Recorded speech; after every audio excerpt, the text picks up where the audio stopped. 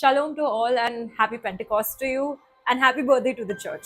Today, being the day of Pentecost, the Lord put a formula to eternal life which I want to share with you.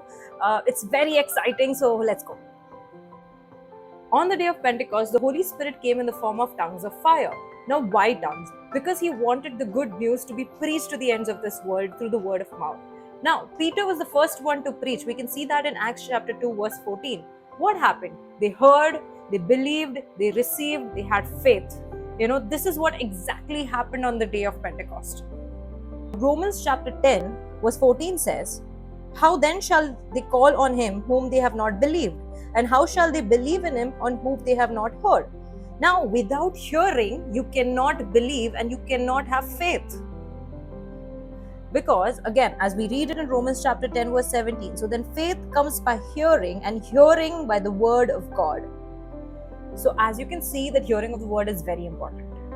Now, what happens when the Holy Spirit comes? John chapter 16, verse 8 says, "And when he comes, he will convict the world of sin and of righteousness and of judgment.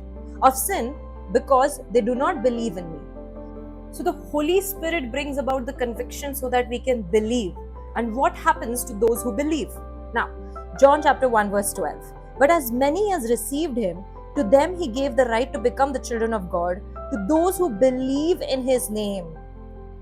Which means the Holy Spirit came through somebody who preached to us the good news. We heard, we believed, we received, we had faith, and now we will be called the children, that is the sons of the living God.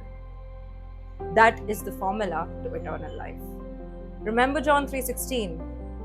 "For God so loved the world that he gave his only begotten Son, that whosoever believeth in him shall not perish but have eternal life." Shalom Aleichem.